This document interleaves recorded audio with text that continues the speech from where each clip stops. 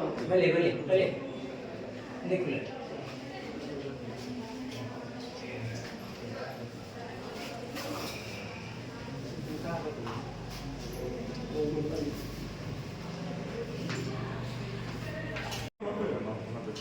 ಅಲ್ಲ ಎಂತ ಗೊತ್ತುಂಟಾ ಇದಕ್ಕೆ ಅಲ್ಲ ಇದಕ್ಕೆ ಇನ್ನೂ ಕರೆಕ್ಟ್ ಆಗಿ ಸೊಲ್ಯೂಷನ್ ಮಾಡಬೇಕು. ಅದನ್ನ ಈಗ ನೀವೊಂದು ಇನ್ಫಾರ್ಮೇಶನ್ DFಗೆ ಕೊಡಿ.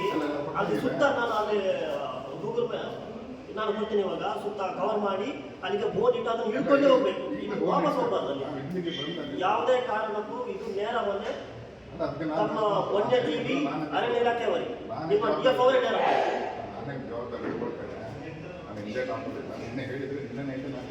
ನೋಡಿ. ಇವಾಗ ಸಣ್ಣ ಮಕ್ಕಳ ಪರಿಸ್ಥಿತಿ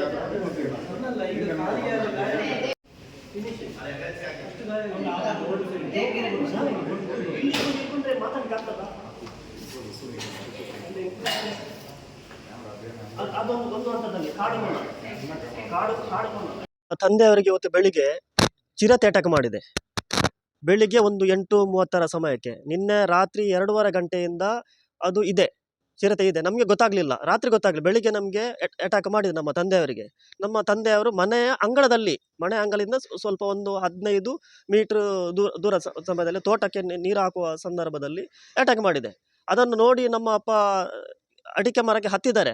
ಹತ್ತೋ ಟೈಮಲ್ಲಿ ಇದ್ದು ಕಾಲಿಗೆ ಹಿಡಿದು ಕೆಳಗೆ ಹಾಕಿ ಅಷ್ಟು ಸಮಯದಲ್ಲಿ ಅಪ್ಪ ಬೊಬ್ಬೆ ಹಾಕಿದರೆ ಮನೆಯವರಲ್ಲಿ ಸೇರಿ ಅದನ್ನು ಓಡಿಸಿದ್ದೇವೆ ನಾವು. ಇವಾಗ ಇಲ್ಲಿ ಬೆಳ್ತಂಗಡಿಯಲ್ಲಿ ಹಾಸ್ಪಿಟಲ್ ಇದ್ದೇವೆ. ಇದಕ್ಕೆ ಶಾಶ್ವತವಾದ ಪರಿಹಾರ ಫಾರೆಸ್ಟ್ ಡಿಪಾರ್ಟ್ಮೆಂಟ್ ಮತ್ತು ವನ್ಯಜೀವಿ ಇಲಾಖೆ ತಗೊಳ್ಬೇಕು. ನಾವು ಎಷ್ಟೋ ಸಲ ಈ ವಿಷಯಕ್ಕೆ ಸಂಬಂಧಪಟ್ಟಂತೆ ಪ್ರತಿ ಗ್ರಾಮ ಸಭೆಯಲ್ಲಿ ನಾನು ಹೇಳ್ತಾ ಬಂದಿದ್ದೇನೆ. ಇದಕ್ಕೆ ಯಾವುದೇ ತರಹ ಸೊಲ್ಯೂಷನ್ ಡಿಪಾರ್ಟ್ಮೆಂಟ್ ಮಾಡ್ತಾ ಇಲ್ಲ. ಮೊನ್ನೆ ಎಷ್ಟು ಒಂದು ತಿಂಗಳಾಯಿತು, ಒಂದು 4 ಗಂಟೆ ಸುಮಾರಿಗೆ ಸಂಜೆ ಹೊತ್ತು ಅಲ್ಲಿ ನೀರು ಕುಡಿತಾ ಉಂಟು. ಯಾರಿಗಂತ ಹೇಳುವುದು? ಅಧಿಕಾರಿ ವರ್ಗ ಬರ್ತಾರೆ, ಒಂದು 5 ವರ್ಷ ಅವರು ಪ್ರಮೋಷನ್ ಆಗಿ ಬೇರೆ ಕಡೆ ಹೋಗ್ತಾರೆ. ನಾವು ಹೇಳುತ್ತಾ ಬರ್ತಾ ಇದ್ದೇವೆ. ಯಾವ ರೀತಿ ಸೊಲ್ಯೂಷನ್? ಒಂದು ಇದು ಚಿರತೆದಾಯಿತು, ನಮ್ಮ ಕೋಳಿ ಇಲ್ಲ, ಮತ್ತು ನಾಯಿ ಮರಿ ಇಲ್ಲ, ಮತ್ತು ನಾವು ಎಂತ ನಮ್ಮ ಕೃಷಿಗೆಲ್ಲ ಮಾಡಿದಂಥದ್ದು ಕಾಡುಗೊನ ಬಂದು ಎಲ್ಲ ನಾಶ ಮಾಡ್ತದೆ. ನವಿಲು, ಮಂಗಗಳು ಎಲ್ಲ ಉಪದ್ರ ಉಂಟು. ಇದಕ್ಕೊಂದು ಶಾಶ್ವತದ ಪರಿಹಾರ ಮಾಡಿ. ಇಲ್ಲದಿದ್ದರೆ ಒಂದು ಬೇಡ, ಆ ಸಣ್ಣ ಮಕ್ಕಳು ದಾರಿಯಲ್ಲಿ ಶಾಲೆಗೆ, ಕನ್ಯಾಡಿ ಪ್ರೈಮರಿ ಶಾಲೆಗೆ ಹೋಗ್ತಾ ಇದ್ದಾರೆ. ಅವರನ್ನು ಆ ಕಾಡಿನ ಮಧ್ಯೆ ಇಟ್ಕೊಂಡು ಹೋದರೆ ಯಾರು ಜವಾಬ್ದಾರಿ ಆ ಕಾಡಿನಲ್ಲಿ? ಇದಕ್ಕೊಂದು ಶಾಶ್ವತ ಪರಿಹಾರ ಇಲ್ವಾ? ಅಷ್ಟು ಈಶ್ವರ ಖಂಡ್ರೆ ಅವರು ಹೇಳ್ತಾರೆ, ಅಷ್ಟು ಅಮೌಂಟು ವನ್ಯಜೀವಿ ಇಲಾಖೆಗೆ ನಾವು ಅದನ್ನು ಸರಿ ಮಾಡಲಿಕ್ಕೆ ಕೊಟ್ಟಿದ್ದೇವೆ ಅಂತ ಹೇಳ್ತಾ ಇದ್ದಾರೆ. ಇಷ್ಟ ತನಕ ಒಂದು 7-8 ವರ್ಷದಿಂದ ಒಂದು ಬೋನು ತಂದು ಅಲ್ಲೇ ನಮ್ಮ ಮನೆ ಪಕ್ಕ ಇಟ್ಟಿದ್ದಾರೆ. ಅದನ್ನು ಇಷ್ಟ ತನಕ ಒಂದೇ ಒಂದು ಹಿಡಿಲಿಲ್ಲ. ಅದರ ಸಂತತಿ ಜಾಸ್ತಿ ಆಗ್ತಾ ಉಂಟು. ಇದಕ್ಕೆ ಯಾವುದು ಯಾರು ಹೊಣೆ? ಯಾರು? ಒಂದು ವೇಳೆ ನಮ್ಮ ಅಪ್ಪಂದು ಜೀವ ಹೋದರೆ ಇದಕ್ಕೆ ನೇರ ಹೊಣೆ ಫಾರೆಸ್ಟ್ ಡಿಪಾರ್ಟ್ಮೆಂಟ್ ಮತ್ತು ವನ್ಯಜೀವಿ ಇಲಾಖೆನೇ. ಇವರು ಹಾಸ್ಪಿಟಲ್ ಇದರ ಖರ್ಚು ವೆಚ್ಚ ಯಾರು ಭರಿಸುವಂಥದ್ದು? ಇವರ ಜೀವಕ್ಕೆ ಅನಾಹುತ ಆದರೆ ಯಾರು ಹೊಣೆ? ಇದಕ್ಕೆ ಶಾಶ್ವತ ಪರಿಹಾರನೇ ಇಲ್ವಾ? ನಾವು ಇದೇ ರೀತಿಯ ನಾವು ಹೋರಾಡ್ತಾ ಇರಬೇಕಾ?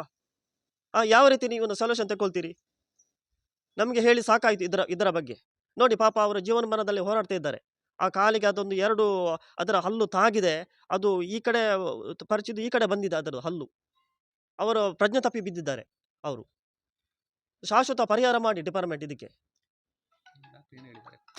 ಡಾಕ್ಟರ್ ಇವಾಗ ಅದನ್ನು ನೋಡಿಬಿಟ್ಟು ಎಂತ ಕ್ಲೀನಿಂಗ್ ಮಾಡ್ತಿದ್ದಾರೆ ಅಷ್ಟೇ. ಇವಾಗ ಫ್ರೆಶ್ ಆಗಿ ಕಚ್ಚಿದೆ. ಒಂದು ಕಾಲಿಗೆ ಉಗುರಿನ ಪರಿಚಿದ ಗಾಯ ಇದೆ, ಮತ್ತೊಂದು ಕಾಲಿಗೆ ಬಾಯಿಂದ ಕಚ್ಚಿದೆ. ಅದು ಕಚ್ಚಿ ಎಳ್ದಾಗಿದೆ. ತೆಂಗಿನ ಮರ, ಅಡಿಕೆ ಮರದಿಂದ ಕಾಲು ಹಿಡಿದು ಕೆಳಗೆ ಹಾಕಿದೆ. ಅದು CC ಫುಟೇಜ್ ಇದೆ ನನ್ನಲ್ಲಿ. 2:30 ಗಂಟೆ ರಾತ್ರಿಯಿಂದ ಬೆಳಿಗ್ಗೆ 8:30 ತನಕ CC ಫುಟೇಜ್ ಉಂಟು. ಅದರಲ್ಲಿ ನೋಡಿ, ಡಿಪಾರ್ಟ್ಮೆಂಟ್ ಅವರು ಬಂದು ನೋಡಿ, ಸಂಬಂಧಪಟ್ಟ ಮೇಲಾಧಿಕಾರಿ DF ಅವರೇ ಬಂದು ನೋಡ್ಬೇಕು ಇದನ್ನು. ಇದಕ್ಕೆ ಶಾಶ್ವತ ಪರಿಹಾರ ಮಾಡಿ. ಏನಾದರೂ ಇನ್ನು ಮುಂದಕ್ಕೆ ನಮಗೆ ಆದಂತಹ ಸಮಸ್ಯೆ ಇನ್ಯಾರಿಗೂ ಬರಬಾರ್ದು. ಸಣ್ಣ ಮಕ್ಕಳಿಗಾದರೆ ಏನು ಸಮಸ್ಯೆ ಆಗ್ತದೆ ಇದರ ಬಗ್ಗೆ?